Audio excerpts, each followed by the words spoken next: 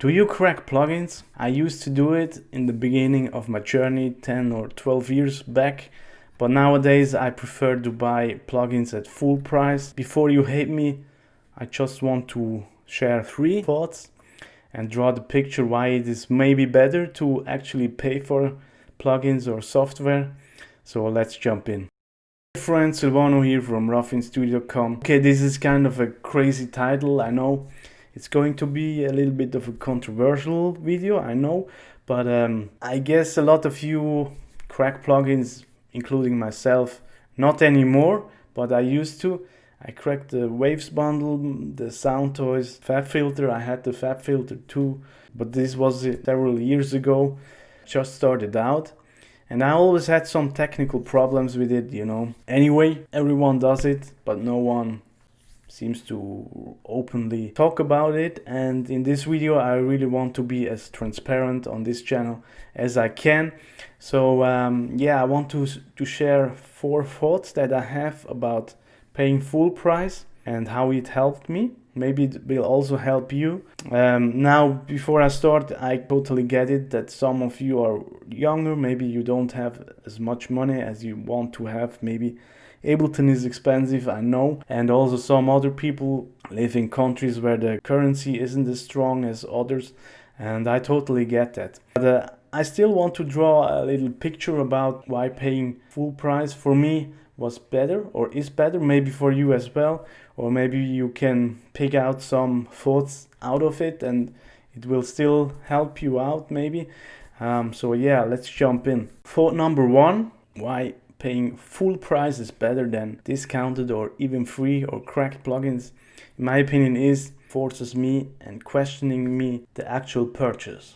Do I really want it or do I really need it, right? I started to listen to an audiobook, or actually 2 audiobooks from those minimalist guys. It's a crazy cool blog I find, and especially this blog post got my attention because it sounded really weird to me. But it's actually a good thing to think about, and I thought maybe we can adapt this mindset to music making. That's why I wanted to share it on my channel. Especially this little sentence here got my attention. You might save 70% off the clearance rack dress you sort of like, but you will save 100% if you just leave the store without it. And I want to show you quickly an email that I just got from Isotope. I own Tope 8 and I got the trial, 14 days trial I guess, or 7 day whatever, for Ozone 9, right? And I tested it and I thought, yeah, it's kind of cool, I kind of like it, like in this blog post, but it didn't blew my mind, right? It was nothing new, nothing that I really needed. I mean, I could already get good results or similar or better results by just using the old Ozone 8, and that's cool. So now I got this email, which is end of summer sale, save $100 on Ozone 9 for a limited time, save 50% on your upgrade. They offer me a discount, and my brain was instantly thinking, wow, 50% off, man, I should buy this fucking thing. I mean, it's just, yeah, I think it's discounted is $99, right? Yeah, I should buy it just because it's discounted, right? But then it got me to think, do I really need that thing, right? My impulsive feelings would say, yeah, come, just buy it. Take out the credit card, buy that shit, and then have fun. But I will probably buy it and then forget it.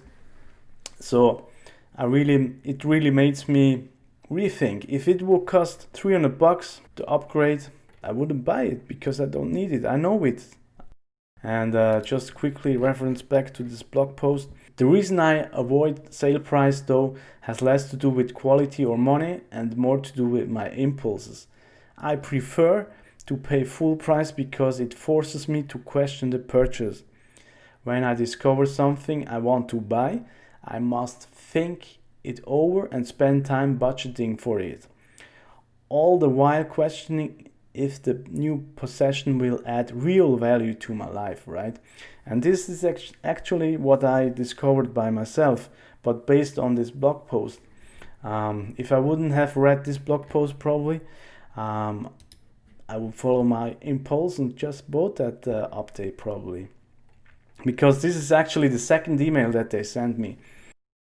Thought number 2 is that limitation enhances focus and creativity, in my opinion. So I'm completely honest, I cracked Waves bundle when I started out. Sound Toys, I guess. I don't remember. FabFilter, probably. 1, 2, 3. FabFilter and Waves, they all have similar functionalities, right? I mean, FabFilter probably had a limiter and an EQ, and the Waves bundle has similar things in it, and it has so many plugins in there.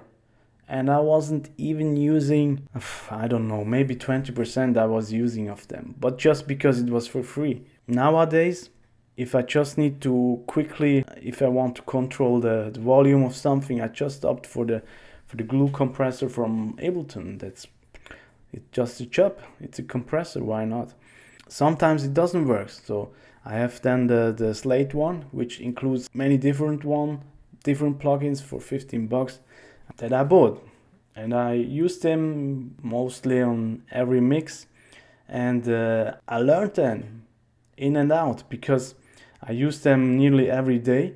I know how they sound and how they react, the functionalities of them, because when I use those Waves big bundle, I just smacked in something, tweaked some knobs, and then okay, cool, sounds fine, let's test something else, put this one on and then something else, and you know how it works, right?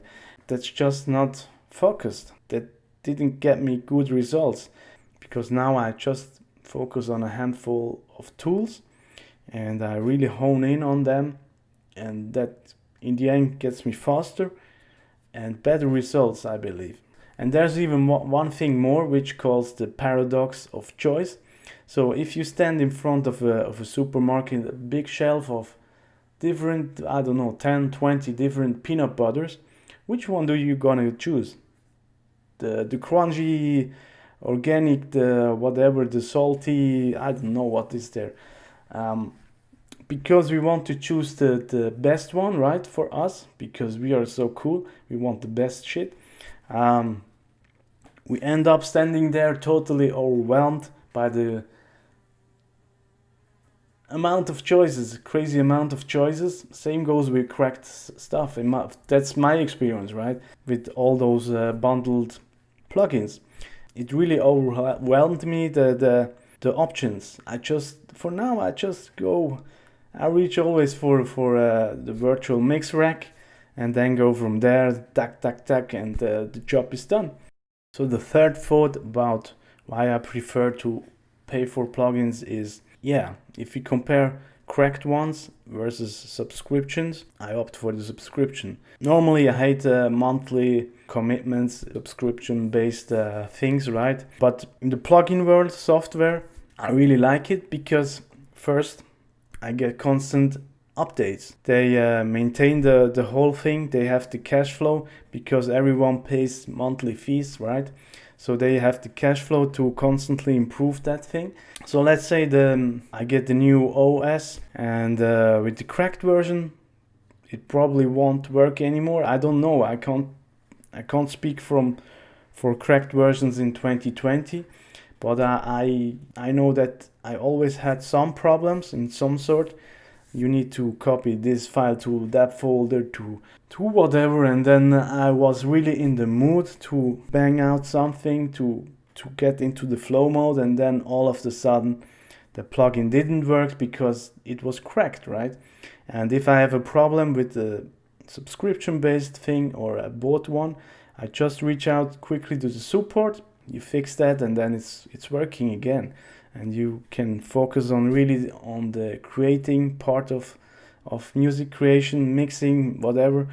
A little story that happened 2 or 3 years ago with a friend in LA.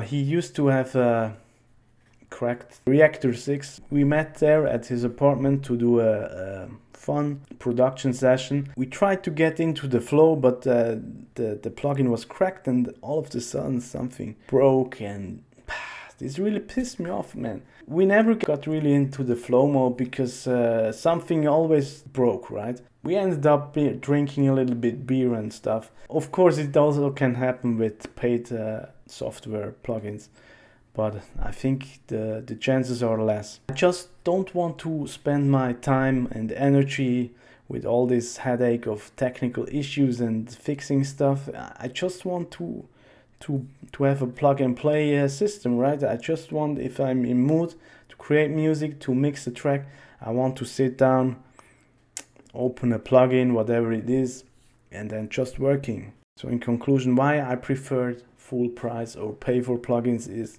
number one, it actually makes me think about the purchase, if I need it or if I want it. So I divide, do I really need it? Do I want it? I'm not fooled by the price, by a discount or impulsive buy, right? Second one is limitation creates focus and enhances creativity. Third, subscriptions are better than cracked plugins just for the sake of technical issues. But that's my personal preference. Maybe you have other experience, but I just can speak of myself, what I prefer. So yeah, those are the three thoughts. Now I totally get it that some of you are younger or maybe live in a country where the currency is changing really crazy. But still, if you use the cracked version, the purpose of this video is just to makes you a little rethink, and maybe in the future, maybe you will purchase it like I did. And if you just have the stock plugins, they are also fine, you know. I mean, the Ableton synths are great, and also the reverbs and compressor. You can do all the stuff also with the stock plugins. There is no shame using stock plugins. Just needs to work for you, right? For me, I have the feeling, I get better and faster results with third-party plugins. What I want you to encourage to is just stick to a handful of tools, plugins, synthesizer, maybe stick to a few synths, maybe one synth, maybe two synths. Just find out how much you really need, how many tools you really need, and then if you find a handful of tools, just use them, get to know them really well, and then work with that and see how far you come.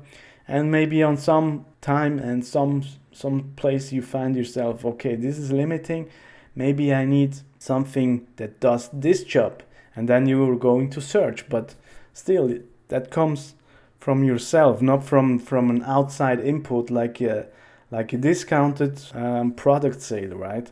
Now, second thing, let me know in the comments if you agree or disagree about this video, about how I view the cracked version versus the paid one. That's my view, and I thought I'd share it.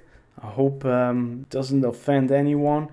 And like always, if you have some problems with mixing the low end kick and bass relationship, or if you need some tools to sharpen your hearing, I have a little 7-step low end checklist that you can download in the description. I also pin it on top of the comment section, and it's totally for free.